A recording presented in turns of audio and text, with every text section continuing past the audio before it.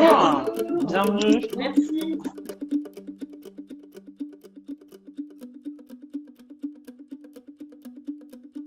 Je vous présente David Pelletier, Bonjour. le maman pratique qui nous accueille aujourd'hui dans sa propre maison. Voilà. Du coup, c'est un sujet un peu étonnant pour un architecte, enfin, étonnant et à mon avis courant de faire sa propre maison. Donc là, ce qui était intéressant, c'est que c'est une maison qu'on a achetée avec ma compagne il y a quasiment 3 ans.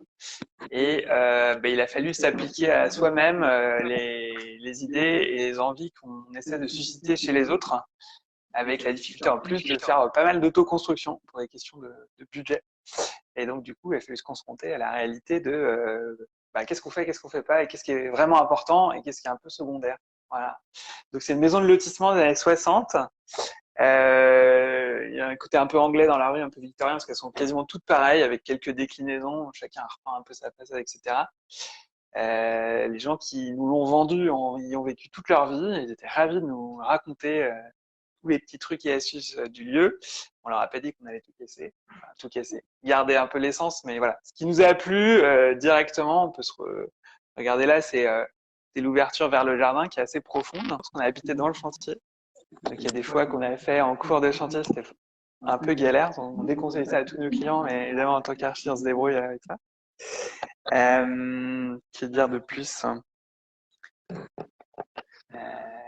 Alors, beaucoup d'autoconstruction, on a quand même fait faire tout ce qui est maçonnerie, charpente. Mais après, tout ce qui est façade, second œuvre, électricité, etc., on s'est un peu débrouillé. Donc, les choses se sont quand même étirées sur la longueur. 2019, 2020. Mais on est assez content aujourd'hui. C'est à peine terminé. On va avoir des choses avec ça qui sont pas finies. Et puis, on a d'autres projets surélevés notamment. Donc, c'est ça qui est intéressant, c'est que quand c'est chez soi et qu'on est archi, on peut se pencher sur des trucs qu'on n'arriverait pas à faire avaler ou faire aux autres, quoi. Voilà. On voit un peu en maquette, donc nous, c'est un peu ce qu'on fait aussi au quotidien dans l'agence. On aime bien.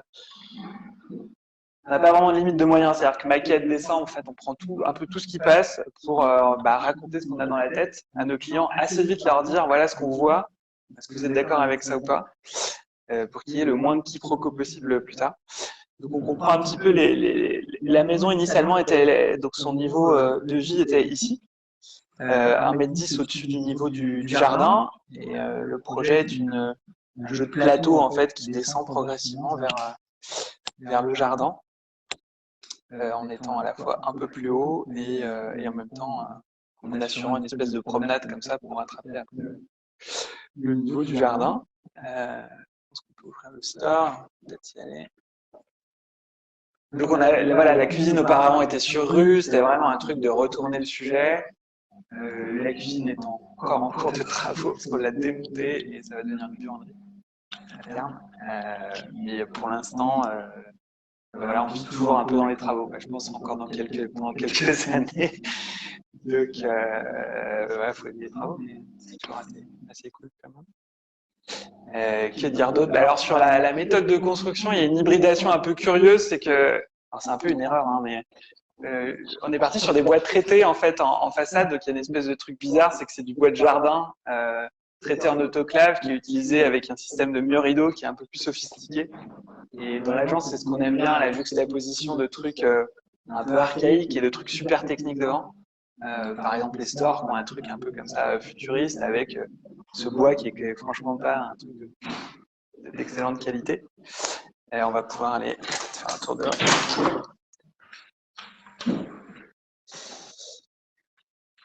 Et du coup, voilà, on est un peu dans ce langage-là qui est mi-techno, mi-jardin, quoi. Et à un moment, en fait, quand on construit pour soi et que c'est soi-même qui paye, on est obligé de faire des calculs ou des ordres de priorité. Donc les stores, c'est important. Et puis la gouttière, pour l'instant, elle est en PVC, quoi. Et en fait, peut-être qu'un jour, on la fera en zinc avec un pliage plus raffiné, mais stratégiquement, il y a toujours des espèces de trucs. Qu'est-ce qui est important? Et du coup, ça nous permet aussi dans notre quotidien de nous poser la question, qu'est-ce qui est important pour le client et qu'est-ce qui va faire de l'effet aussi dans la vie de tous les jours. En le regardant, on se dit, on a bien fait de faire ça, le reste, c'est un peu accessoire. Voilà. Donc voilà, on voit que c'est peu terminé. Il y a des panneaux à poser, il y a des réglages de store à faire, pas mal de trucs à changer.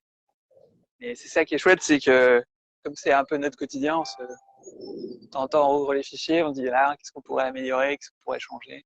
Voilà, on a un projet à l'avenir de surélever la toiture, de faire une chambre en plus.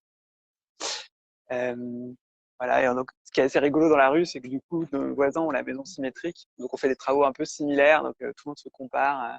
On a ouvert le porteur plus ou moins au même endroit, etc. C'est un truc un peu rigolo. La surélévation, personne. Et donc, l'objectif, c'est de la vendre aux voisins, en fait, pour qu'on fasse tous la même chose. Enfin, les deux, notre voisin d'à côté. C'est pas gagné. Je vais présenter un peu, mais c'est pas gagné. Mais ce serait assez cool. Parce que, mine de rien, les chambres à l'étage, peut-être qu'on peut y faire un tour après. C'est quand même un mode de vie qui était assez compact. C'est-à-dire que chambre parent de 10,2, chambre enfant a fait 9, peut-être même à peine 9. Et donc, du coup, ouais, c'est un mode de vie plutôt compact. Là, c'est devenu vaste, mais finalement, les standards des années 60 étaient quand même très économes, quoi. Voilà. Elle fait combien de mètres carrés? Aujourd'hui, elle fait 100 mètres carrés, à peine 100. Avec ça. Ouais. Ah, et donc avant, elle était vraiment. Bah, elle faisait 75, ouais. Ouais. Là, on a fait 25 mètres carrés, avec un espace qui est quand même plus fluide, et puis finalement, avec cette buanderie qui va être une vraie pièce de service, qui était l'ancienne cuisine, qui est quand même le truc hyper utile au quotidien. Donc voilà, il nous manque, je dirais, une petite quinzaine de mètres carrés. Donc l'objectif, c'est de se faire un truc assez cool là-haut. D'autant que la vue est assez rigolote, là, sur une espèce de rosée tokyoïte avec toutes ces petites maisons, hein, assez bigarrées. Et on a des voisins qui ont fait ça, là, d'ailleurs. Du coup, ça donne envie. On fait une surélève, alors qui n'est pas forcément très élégante. Mais... Donc, donc voilà. Qu'est-ce qu'on peut voir? Donc construction bois, soubassement béton. Assez simple. La toiture, on pourra peut-être jeter un œil là-haut. C'est une toiture en EPDM, en membrane, que j'ai déroulé, qu'on a déroulé nous-mêmes, collé, déroulé. Il y a quelques petits risques quand même ça de mise en œuvre qu'on peut prendre, parce que de toute façon là on est hors tout, quoi. C'est-à-dire qu'il n'y a pas de, ah, voilà, il y a la prise de risque, on peut la prendre parce que c'est chez soi et que du coup les détails, on peut prendre des risques et puis essayer de les mettre en œuvre plus tard ailleurs, quoi. Et là, vous avez caché des fleurs, mais tu vas faire un bardage plat. Non, non, là c'est terminé. Ouais, ouais. Donc c'est des panneaux en fait 3 plis assez courants et puis c'est là qu'on a juste traité et qui sont pincés en fait au même titre que le verre, qui sont pincés comme les panneaux de verre. Donc ça, ouais, c'est le fruit de mon père qui était menuisier. On a mis en œuvre ça ensemble, donc on s'est lancé là-dedans. Le système vient d'Allemagne, ça s'appelle Stabalux. Et du coup, j'essaie de le replacer maintenant dans d'autres projets parce que à la fois simple et assez efficace, parce qu'à l'intérieur, il y a un truc un peu magique, c'est qu'on ne voit pas le cadre des menuiseries. Donc, en fin de journée ou le matin, il y a quelque chose d'assez cool. Mais voilà, il nous reste plein de petites choses à finir, quoi. Ouais. Les menuiseries, assez courant. On peut ouvrir ça.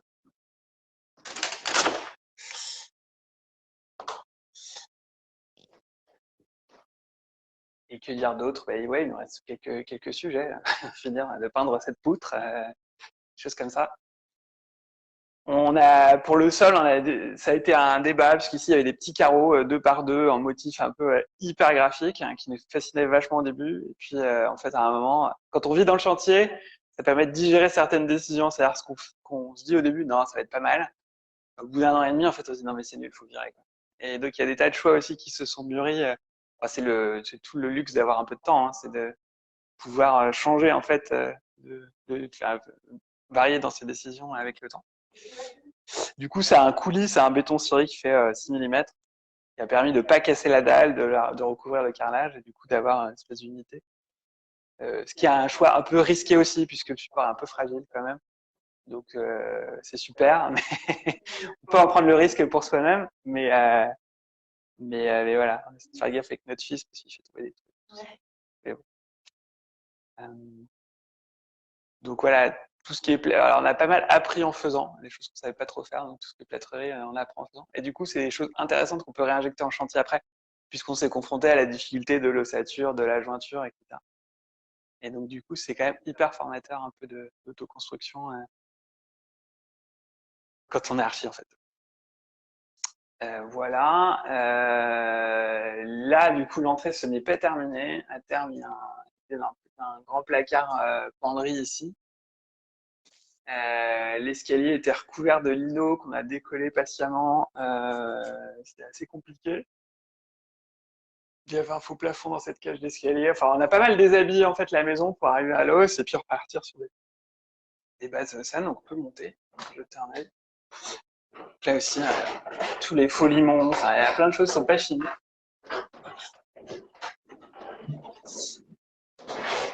Il y a ma compagne qui travaille au bouffe dans le bureau, donc du coup, elle a laissé.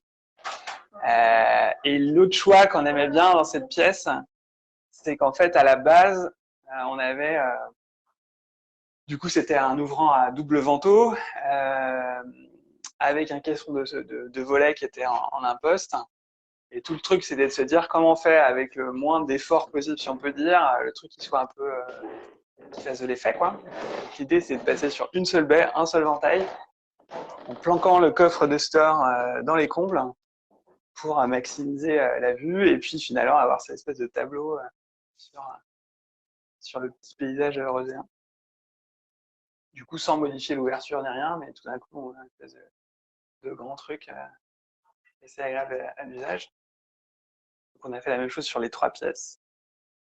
Et puis la salle de bain qui était pas forcément très confortable évidemment.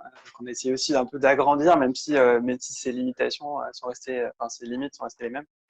Donc dans cette espèce de porte vitrée en verre armé, et puis à l'intérieur, le truc le plus compact possible pour mettre un sanitaire, une douche, et puis avec ce grand ouvrant qui était évidemment en 2 aussi avant, sur les tours, enfin sur les barres qui sont derrière. Et vous n'aviez pas changé les ouvertures. Alors, c'était plutôt une question économique en fait. C'est qu'on aurait pu, hein, mais en fait, on est resté dans les trous existants. Ouais. Et qu'à un moment, en fait, on a injecté plutôt l'argent dans l'extension que en fait dans des modifications de maçonnerie. Et dans l'absolu, on aurait pu. Et donc voilà, là-haut, il y a le projet de. Donc il y a un projet de faire une volée d'escalier là qui monte et on puisse valoriser une partie des combles et s'ouvrir sur le paysage rosien. Parce que du coup, là, on aurait une vue qui serait légèrement supérieure à tous les toits, donc c'est assez. Donc c'est en dessin. Donc ça sera ça sera la suite de la maison témoin. La difficulté, c'est de publier des images, parce qu'en fait, il y a des mises à jour, on va dire, tous les mois, quoi. Tous les mois, il y a un petit truc en plus, et donc du coup, on n'a pas vraiment fait de séances photos, voilà, parce que c'est un peu évolutif, quoi. Voilà, il y a des choses qui sont pas finies. Donc c'est tout le plaisir de faire, mais aussi il faut être patient, quoi. J'imagine que le parquet était existant. Voilà, ouais, alors il était aussi recouvert d'un lino qui était collé. Les chambres avaient déjà du parquet, mais il y a eu un parquet stratifié qui était posé dessus. Donc il y a eu toute une étape de déshabillage en fait. On a vraiment tout déshabillé. Et voilà, le parquet il est super en l'état. Alors bon, il va s'abîmer aussi, hein, il y a déjà des trucs. Mais du coup voilà, il y a aussi cette question de quand on veut faire un peu un truc qui a de l'effet, comment on met le moins de moyens possible en faisant avec ce qui est déjà là. Même les volets roulants, on a conservé les moteurs, etc. On a juste changé les lames. Donc on a tout démonté, conservé les moteurs pour les remettre dans les comptes. Dans un souci à la fois économique et à la fois de se dire il y a déjà des ressources. Donc, pourquoi en réinventer? Et les radiateurs, c'est un peu le même exercice. Bon là, qui est un truc un peu courant, hein, mais. Et c'est pas de problème. Du coup, là, on voit l'extension avec la verrière en dessous. Ouais, c'est mixte, ouais. Ouais, allez.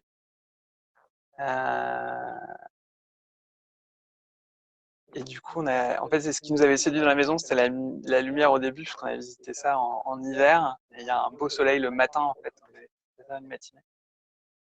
On n'a pas trop de surchauffe l'été. mais il y a une super lumière le matin et la vue est assez rigolote. Avec tous ces jardins qui sont assez ouverts les uns à côté des autres.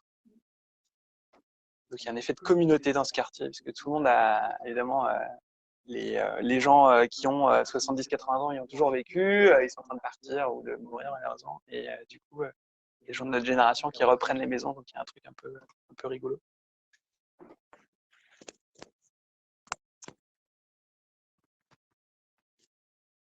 Là aussi, c'est plein de choses. Et donc, ça s'appelle Maison Témoin. Est-ce que ça a déjà été le cas, en effet, d'avoir emmené des clients ici en tout cas, ouais, ça a drainé en tout cas des clients. Ouais. Il y a des clients qui ont vu ça et ils se sont dit c'est assez chouette, sachant que c'est un sujet hyper courant. Maison des années 60, là, on a beaucoup de clients qui achètent ce genre de biens parce que voilà, c'est le cycle des générations.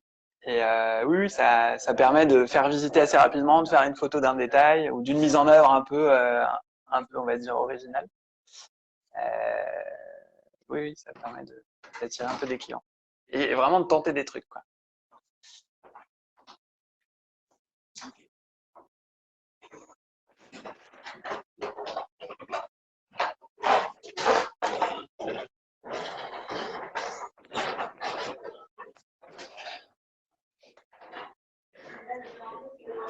Ouais, on peut voir. C'était l'ancienne cuisine. C'était l'ancienne cuisine, ouais. On peut voir, mais ce n'est pas très intéressant.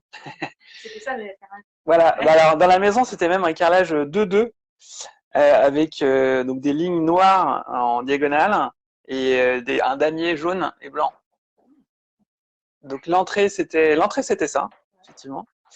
Et puis la pièce de vie c'était ça. Donc graphiquement c'était quand même, fallait pas être épileptique, quoi. C'était un choix osé pour l'époque. Mais voilà, donc là il nous reste faire cette pièce-là. En fait il nous reste pas mal de choses à faire.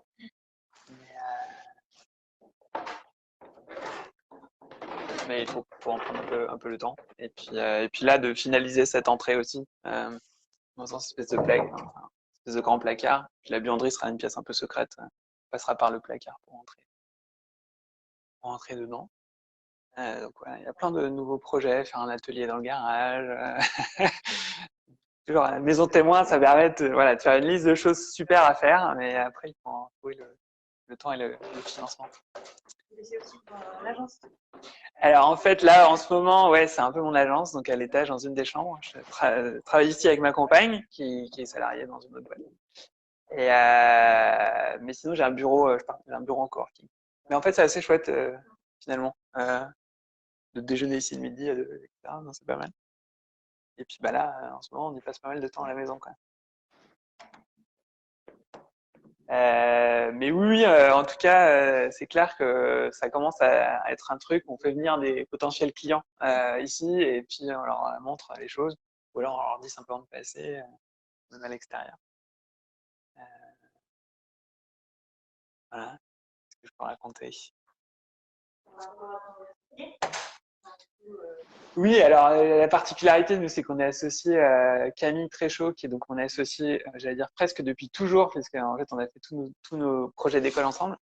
Elle vit en Suisse, elle vit à Lausanne. Et donc, du coup, elle a suivi un peu l'opération de loin. On a discuté pas mal de mise en œuvre, etc. Il y a quelques trucs que j'ai pris un peu en risque tout seul, en me disant que ça se tente.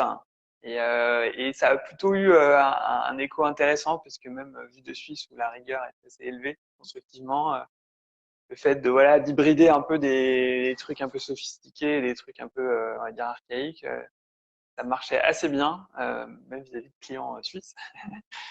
Mais voilà, malheureusement, elle n'a pas participé on va dire, à la phase opérationnelle, mais en tout cas, conceptuellement, on a pas mal discuté ensemble de certaines mises en œuvre. D'autres qu'on a tranché un peu, puisque la particularité, c'est que du coup, la maison, elle est avec ma compagne qui n'est pas architecte, donc il y a eu aussi des trucs à trancher, du genre, non, mais ça, c'est mort. Donc c'est plutôt aussi intéressant d'être dans cette entre-deux, que mon associé n'est pas ma compagne, donc voilà. Euh, mais oui, et puis c'est notre point de réunion, quoi. Bien ici, pour faire un peu le point sur les affaires de l'Ouest, ou voilà, pour aller faire un peu de projets, quoi. Que puis-je vous raconter d'autre, hein? Non, bah voilà, on essaie des tas de trucs. C'est un luminaire qu'on a fait avec des chutes. Le luminaire là, que vous voyez là, c'est les chutes de la marche. D'autres projets de luminaire un peu recyclés. La verrière est pas terminée. Un peu celui-ci, ça c'est vraiment encore une autre récup pour faire des peut-être, mais c'est le grand là qui est qui n'est pas, c'est pas non plus. Mais voilà, oui. Et du coup c'est les restes de la marche qui est en Douglas. Il en reste un peu. Je voulais faire un luminaire qui ne coûte pas une fortune. C'est un tube, un néon LED, enfin un tube LED d'1,50 m démonté, ou démonter les composants, et puis du coup on peut les réinsérer dans un autre truc. Donc voilà, toujours c'est un peu cette réflexion, même si c'est pas non plus la grande intello, hein, mais de faire de l'effet avec pas grand chose, quoi. En tout cas, consacrer l'argent à des trucs qui se voient et puis essayer de limiter un peu pour le reste. Puis en plus, il y a un truc rigolo à fabriquer des choses. Quand on en a le loisir, c'est pas mal. La cuisine, alors c'est une petite particularité, hein, mais c'est du coup une matière qu'on appelle du valchromate, mais c'est du médium tempéré dans la masse.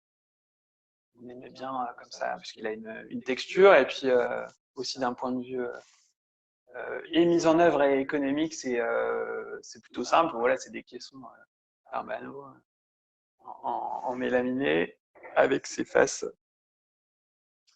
en valchromate qui tranchent un peu avec le reste qui est un peu blanc-blanc. Ouais, ouais, les poignées aussi, ouais. Les poignées, ça fabriqué, et puis le plan est en résine. Et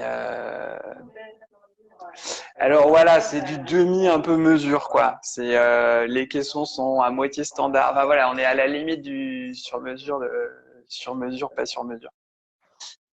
Donc il reste assez simple. La créance, on l'a posée il y a 15 jours. Donc les choses sont assez récentes. Et puis voilà, on va ajouter comme ça, au fur et à mesure des petites choses. Donc les prochains sujets, c'est finaliser cette verrière. Tu refais les listes. Ben, elle n'a pas de traitement, le bois n'a pas de traitement, et sent est très sale. Et puis il y a eu, évidemment, quand on fait pour soi-même, il y a eu des petits sujets d'étanchéité qu'on a résolus, mais du coup il faut qu'on nettoie un peu. C'était il y a 18 mois, hein, donc il n'y a plus de sujet aujourd'hui. Et l'autre problème, hein, quand on fait ça, c'est que du coup, il faut en assumer un peu les conséquences qu'on sache. Mais non, ça c'est résolu. Juste un petit peu patient. Et donc il y a ça, il y a cette buanderie. Et puis se lancer dans la surélève, quoi. Ce qu'il faut, c'est maintenir un état constant de chantier. Sinon, ce serait pas rigolo, quoi. Ce serait pas rigolo. Et puis le jour où ce sera terminé, peut-être qu'on en vendra et puis on ira faire du chantier ailleurs, quoi.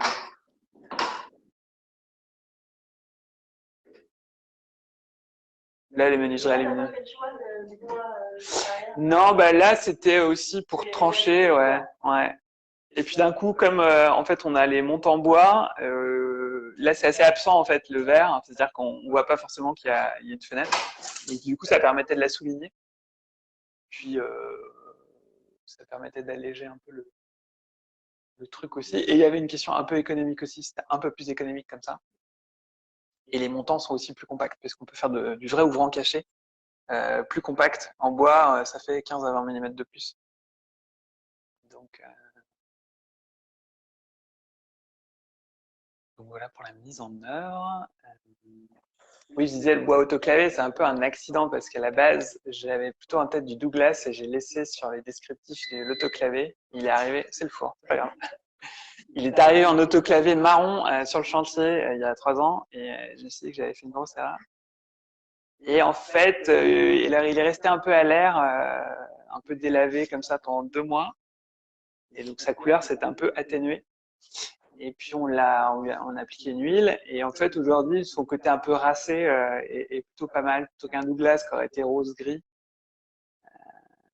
Et puis j'avais moins de crainte sur des questions fongiques, etc. avec un bois traité, ce qui n'est pas forcément fondé. Mais donc voilà, il y a un peu un effet d'accident. Et donc parfois il plutôt savoir gérer l'accident quand on a lâché le volant que pleurer et faire tout refaire. Et en l'occurrence, j'avais pas trop le temps de faire tout refaire. Donc voilà, il y a quelques décisions comme ça qui sont révélées être un peu, et ça nous arrive au quotidien, hein, des oublis ou des décisions pas prises à temps, et du coup, il faut s'adapter à fond pour que le résultat soit quand même à la hauteur. Euh,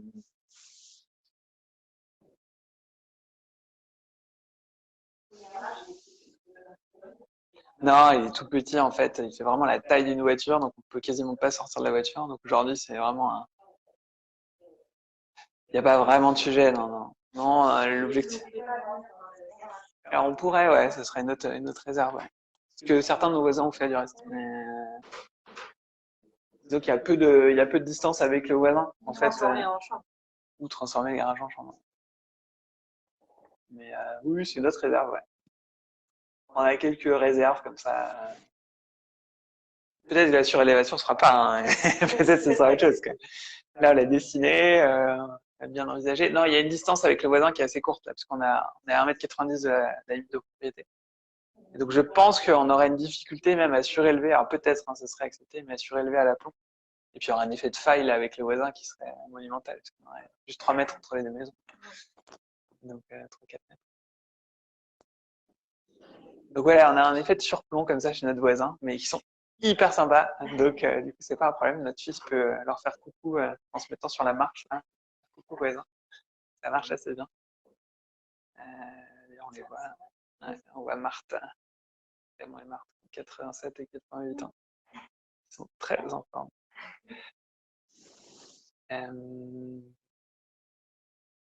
Qu'est-ce que je peux vous raconter d'autre?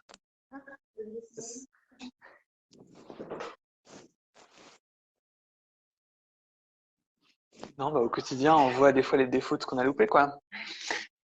Genre quand la lumière est rasante, quand on voit les bandes de placo, et tout comme ça. Donc, on est souvent un peu juge critique sur ses propres trucs, mais bon, avec le temps, on essaie de trouver et regarder.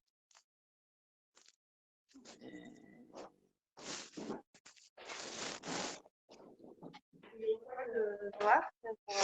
Parce que on l'a lasuré, c'était aussi du bois autoclavé et qui, pour le coup, c'était à peine assez, c'était du bois autoclavé vert et c'était pas terrible. Donc on s'est dit que c'était goudron suédois comme ça, de trancher un peu avec le reste de la façade qui est finalement assez blanc. Ouais, ça, du coup, ça capte un peu trop la chair, c'est des effets de résine qui ressortent, mais c'est possible qu'à des endroits, la résine soit pas tout à fait, pas tout à fait sortie. Donc ouais, on a lasuré ça. Et puis voilà, il reste une pièce. Ouais, un béton ciré, mais en fait, c'est une résine. Ouais, c'est ça. Coulé en place. Et qui permettait d'un coup de faire de l'effet d'unifier les sols. Du coup, avant, la maison avait des marches à l'extérieur? Ouais, il y avait une petite terrasse, ouais. Ouais. Une petite terrasse carrelée comme ici. Une baie, une petite terrasse carrelée. Et du coup, c'était pourtant une vie potagère, hein, c'est-à-dire que les gens ils cultivaient à fond, tout était cultivé, etc. Ils assuraient, je pense, leur autonomie alimentaire. Mais la maison n'était pas du tout tournée vers son jardin. Et le jardin n'est pas du tout constructif, vous avez non, non, on pourrait construire encore davantage en fait, parce que la zone est assez permissive. On est en la bande constructive, je pense qu'elle arrive jusque là où on est. Hein. Principal, j'entends, parce qu'après on est en bande secondaire, donc je pense qu'on peut encore construire un peu, ouais. Ou là, pour notre mode de vie, c'est pas mal quand même. Non, non, c'est toujours confortable d'avoir plus de surface, mais il y a aussi ce truc de ce jardin, il faut pas trop non plus le contaminer, enfin l'utiliser. Là aussi, les anciens propriétaires nous ont laissé plein de trucs. Ils nous faisaient beaucoup plaisir au début, mais qui sont tombés un peu en miettes. Il y avait une serre, il y avait donc voilà, c'était plutôt des gens qui venaient de la campagne, enfin carrément de la campagne, hein, qui ont grandi dans des fermes, etc. Donc qui avaient importé en fait tout l'élevage de lapins, de pigeons, donc il y avait tout un tas de matos agricoles dans le fond. On a en partie gardé, puis on essaie de faire un peu de potager aussi, mais on n'a pas forcément eu toujours le temps. Voilà. Et